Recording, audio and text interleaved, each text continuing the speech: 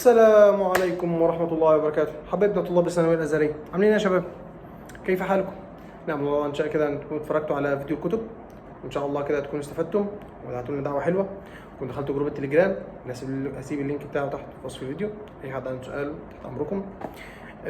تاني حاجة صديقي العزيز، قبل ما نبدأ كده لا تنسى الصلاة على النبي صلى الله عليه وسلم. صلى على النبي، صلى على النبي كمان مرة، صلى على النبي كمان مرة عشان أبدأ. أنا مش هبدأ غير لما تصلي على النبي، أنا باخد حسنات. تمام؟ صلاة على النبي. في هذا الفيديو سنتعرف على بعض التريكس التي ستنفعنا في هذا الشهر، شهر البداية، شهر 8. أولا عايزك تعرف إن إحنا عندنا الثانوية تبدأ من شهر 8 تخلص في شهر 7. أي حد بدأ قبل كده إحنا مالناش دعوة بيه، ده ربنا يعينه إن شاء الله ويوفقه، ربنا يعينه يا رب. فإحنا بنبدأ من 8 وبتخلص في 7. 8 9 10 ده ربع، 11 12 1 ده ربع، 2 3 4 ربع، 5 6 7 ده ربع. انا في اول ربع بعمل ايه؟ في اول ربع بروح الدروس، ارجع اذاكر باول احل واجباتي، اعلم الحاجات اللي بغلط فيها، اذاكرها كويس، تيكت ايزي، بس خلاص كده. ده المطلوب مني في 8 و9 و10. لسه يا دوبك خلصت فصل ولا فصل ونص في كل حاجه، المنهج كله في دماغي. كل ما بذاكر من الاول. انا مثلا خدت التيار الكهربي ذاكرت، كده خدت التوالي والتوازي، رحت ذاكرت التيار الكهربي والتوالي والتوازي. ما الدرسين لسه في دماغي، مش نسيت حاجه، ما لحقتش اعمل اي حاجه، ما لحقتش اركب اي حاجه، صح؟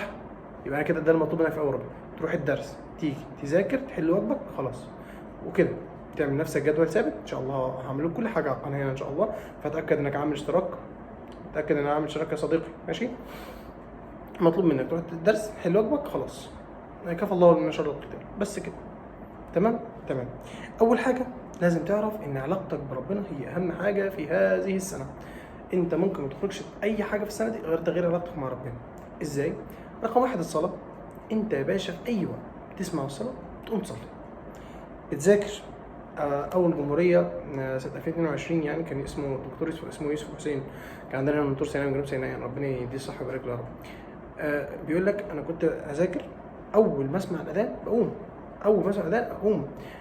درس محطوط في نفس الميعاد، انا بصلي وبعد كده بروح الدرس عادي. المعلومه اللي هتتقال في الدرس دي اي حاجه ممكن اجيبها من على النت عادي، سهل جدا. بس الصلاه مش هتتعوض، الصلاه مش هتتعوض. يا دكتور انا كنت مقصر في الصلاه قبل كده، لو قربت دلوقتي كنت بقرب عشان مصلحتي. تقرب عشان مصلحتك، كلنا بنقرب كده. لازم تقرب، لازم تقرب وتدعي وتقرب من ربنا. بس بقى ايه، ما ترجعش بعد ما تاخد مصلحتك. ده انك مواظب على انك تقرب من ربنا، حتى ولو كان في بعض القصور او بعض الوقعات، كمل واظب ان انت تبقى قريب من ربنا، واظب على كده. ده بالنسبه للصلاه.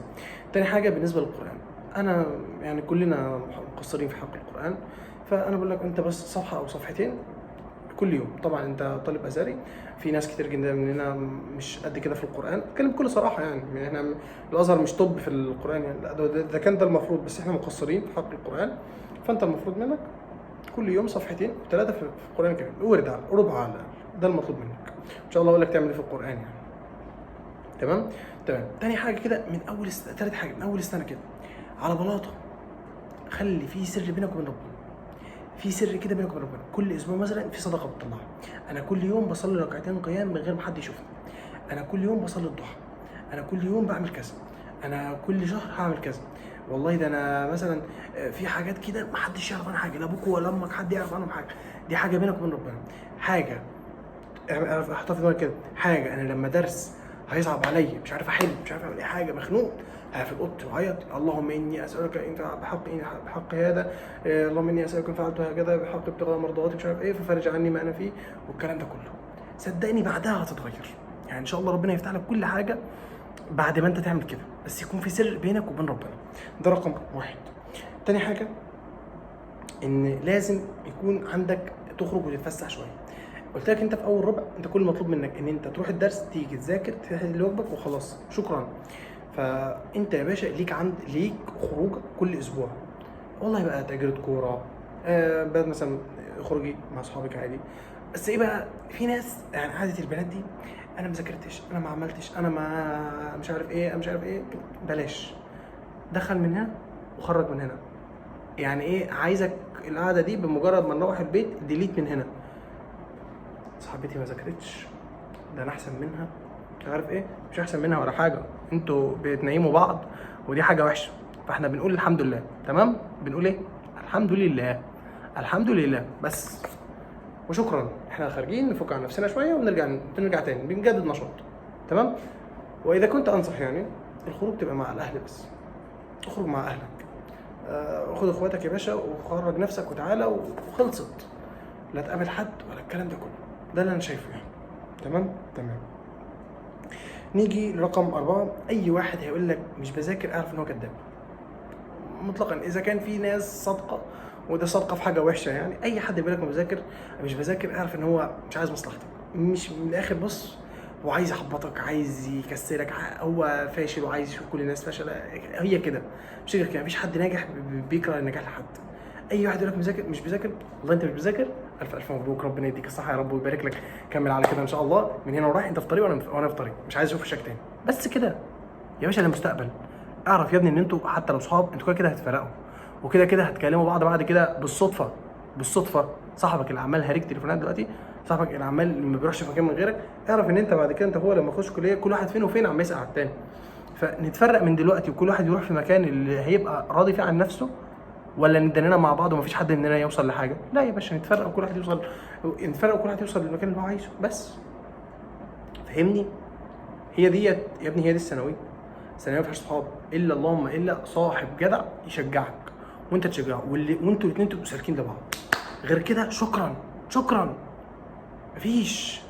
بلاش توهم نفسك بحاجات يعني هتضرك. مفيش حد ما بيذاكرش، مفيش حد ما بيدورش على مصلحته. دور على مصلحتك انت، مش دور على مصلحتك انت كمصلحه. يا ابني ده مستقبلك، دي مذاكره. حد طلب منك حاجه معلومه قولها له، حد طلب منك مساله فهمها له. تمام. ما تبخلش على اي حد بمعلومه، وفي نفس الوقت محدش يكسلك. بس كده. تمام. تاني حاجه، ابدا عود نفسك تدريجيا ان انت تبعد عن التليفون. امسح فيس، امسح اي سوشيال ميديا انت مش محتاجه في حاجه. اي مدرس بقى عنده قناه واتساب، اي مدرس عنده تليجرام، اي مدرس ليه قناه يوتيوب بينزل على كل التفاصيل. يبقى فيس ملوش دعوه، انستجرام وريلز واللي احنا عمالين نفر ده ملوش دعوه، تيك توك والكلام اللهبل ده ملوش لازمه. انت خلاص راجل مسؤول دلوقتي، عندك في ثانويه، عايزين نجيب مجموع ونفرح بيك ونزغرط بس كده خلاص. شكرا، ده اللي مطلوب منك. تمام يا باشا. انت المطلوب منك ايه؟ واتس، تليجرام، يوتيوب، جوجل، منصات. كفى الله المؤمنين شر القتال. تمام كده صديقي العزيز. تمام.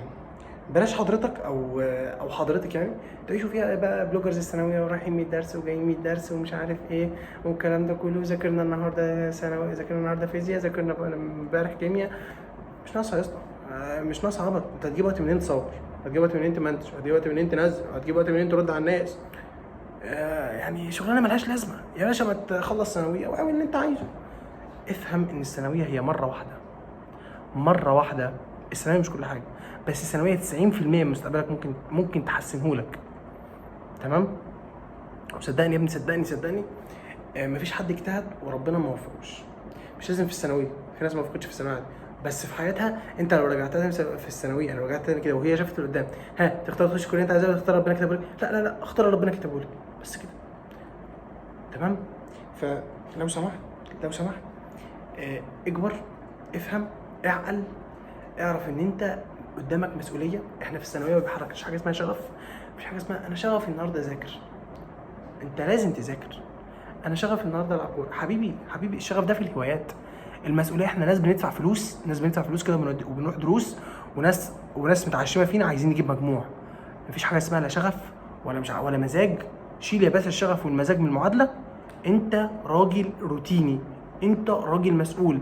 يعني انت ايه؟ انت ماشين. انا بروح الدرس قاعد مركز مع المدرس، باجي بذاكر بحل واجبي. هو انا يعني مش انسان ليه حق ارفه؟ ما انا قلت لك ليك خروجه في الاسبوع، انت زعلان ليه؟ مش قلت لك ليك خروجه في الاسبوع؟ حصل ولا ما حصلش؟ انت بترفع عن نفسك اهو. يا اسطى بالله عليك، هي سنه لو ما ادعكتش كده واتمسح بيك الارض مش هتوصل. ازاي يعني يا باشا؟ احنا بنتكلم في 200. يعني مثلا لو انت طالب ثانويه ازهريه فانت بتتكلم ممكن دفعتك السنه تبقى 80,000 او نقول زي الدفعه اللي فاتت 73,000. انت واحد من ضمن 73,000 واحد. ايه اللي هيميزك عنها؟ قول لي انت ايه اللي هيميزك عن 73,000 واحد؟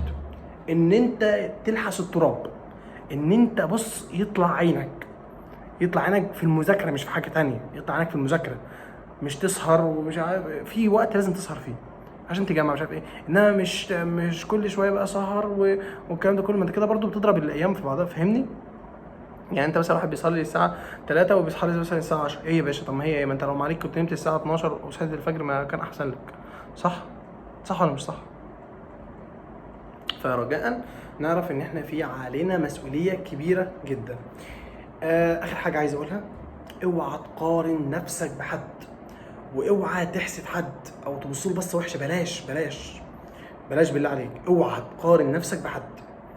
كل واحد ربنا مديله قدرات، كل واحد ربنا يوفقه، كل واحد. احنا بص، احنا السنه طويله، يعني احنا بنتكلم في 12 شهر. انت وصلت المعلومه في شهر 8، انا وصلت لها في شهر 9. احنا الاتنين بقينا زي بعض. يعني ما تستكترش على زميلك انه فاهم حاجه. ادعي يا رب افهم وابقى زيه عادي. تمام؟ احنا مختلفين عن بعض في القدرات. في ناس بتفهم من اول مره، في ناس بتفهم من 9 مرات، في ناس بتفهم من 20 مره. عادي. المهم ان انت بتحاول. طول ما انت بتحاول هتوصل، بطلت تحاول انت مش هتوصل. تمام؟ الى هنا اعزائي سادتي نكون قد وصلنا الى نهايه هذا الفيديو. لا تنسوا الاشتراك واللايك والكومنت، وانتظروا سلسله من الفيديوهات كيفيه مذاكره كل ماده ان شاء الله يعني. وبعون الله في مفاجاه كده ان شاء الله عاملها لكم. ادعوا بس انها تكمل على خير بالله عليكم، ادعوا انها تكمل على خير عشان بصوا انا مخنوق. ادعوا انها بس تكمل على خير كده ان شاء الله، وهدلعكم ان شاء الله. صلى على النبي صديقي، والسلام عليكم ورحمه الله وبركاته.